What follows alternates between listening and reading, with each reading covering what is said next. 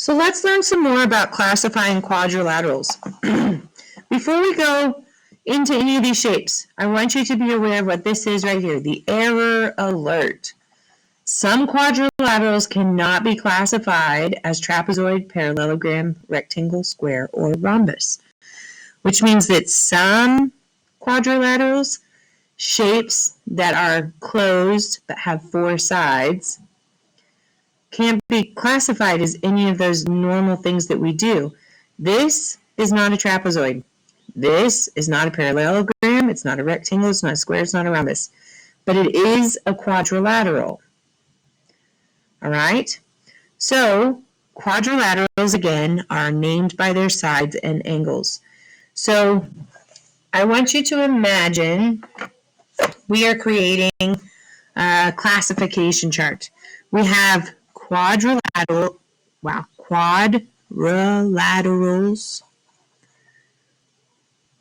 Well, let's back up even more.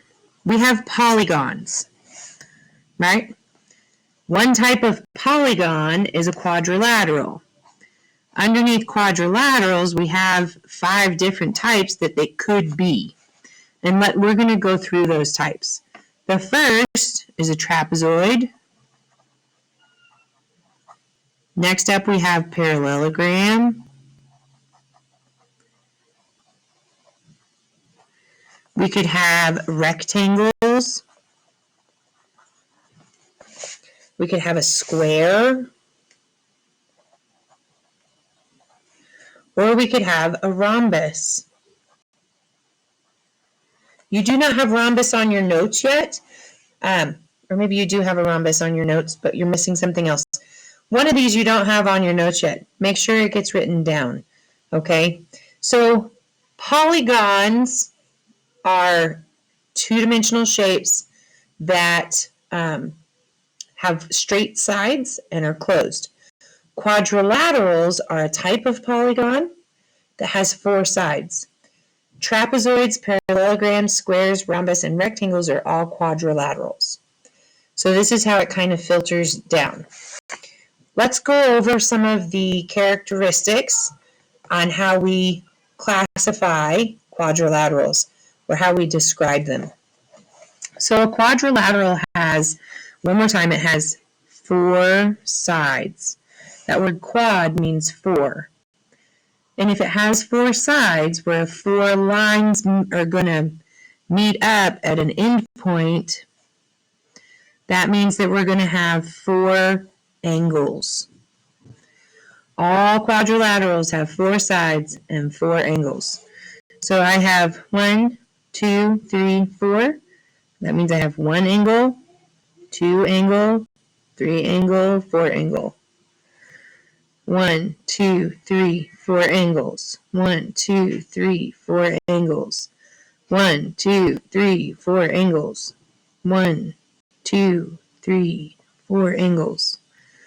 And I can just keep going. All my quadrilaterals are going to have 4 angles.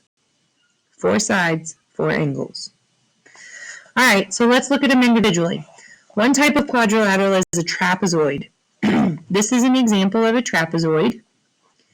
There is exactly blank pair of opposite sides that are parallel.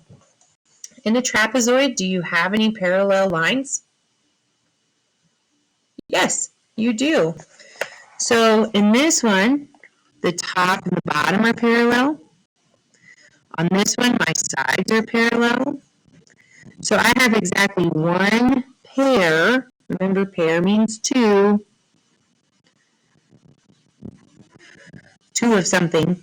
So I have 1 pair of opposite sides that are parallel. Okie doke. Parallelograms. A parallelogram is a very special type of quadrilateral. If you look at it, I have parallel lines on that side, parallel lines on this side. I have parallel lines on this side, parallel lines on those sides. These 2 are parallel, these 2 are parallel. These 2 are parallel, these 2 are parallel. So in a parallelogram, I have 2 pairs. Remember, pair means 2. two pairs of opposite sides that are parallel. So the top and bottom are parallel, and the left and right side are parallel. Top and bottom, left and right. Top and bottom, left and right. They're opposites. And then I have blank pairs of sides that are equal length. Equal length? Well, the top and bottom are equal length. Top and bottom. The sides are equal length, so left and right. So if I have top and bottom are equal, that's one pair. And then I have left and right that are equal, that's two pair. So I have two pairs of sides that are equal length. So parallelogram. Next up I have rectangle. Look at our rectangles. How many pairs of opposite sides are parallel? Well, a rectangle is a type of parallelogram. So we are going to have two pairs of opposite sides that are parallel. How many pairs of sides are of equal length? Well, my top and my bottom are equal, and my left and my right side are equal. So again, I have two. How many right angles do I have? Remember, a right angle, you can show it because it's like the corner of a piece of paper, okay? So my right angle makes a perfectly square corner, all right? So how many do I have? That's right, I have four. A square is a special circumstance. It's also a parallelogram, definitely a quadrilateral because it's got four sides, four angles. But how many sides, how many pairs of opposite sides are parallel? Same thing, it's a parallelogram, so I have two sides that are two pairs of opposite sides that are parallel, top and bottom, left and right.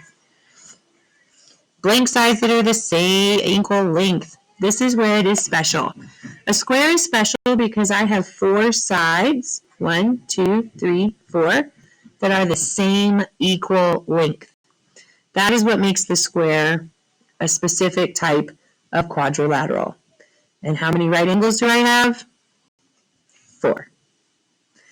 All right, the rhombus, also been known to be called a kite or a diamond. Well, more of a diamond really than a kite shape. So the rhombus has two pairs of opposite sides that are parallel, right? The top and bottom, the left, the right. Two pairs. And blank sides that are of equal length. Well, in a rhombus, all the sides are of equal length. So you have 4.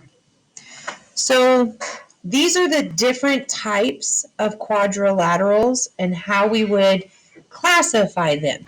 These are the descriptors. In a trapezoid, you have one pair of opposite sides that are parallel. And the sides could be the same. In a parallelogram, you have two pairs of opposite sides that are parallel and two pairs of sides that are of equal length. Rectangle, two pairs of opposite sides are parallel, two pairs of sides are equal length, and you have 4 right angles. Right angles are a definite descriptor for rectangles. In a square, two pairs of opposite sides that are parallel, 4 sides that are of equal length, and 4 right angles. In a rhombus, you have two pairs of sides that are parallel and 4 sides that are of equal length. So in our work today, you're going to be identifying types of quadrilaterals because we are classifying quadrilaterals today. So you'll be working with pictures of quadrilaterals and you are going to be identifying quadrilaterals based on how they are described.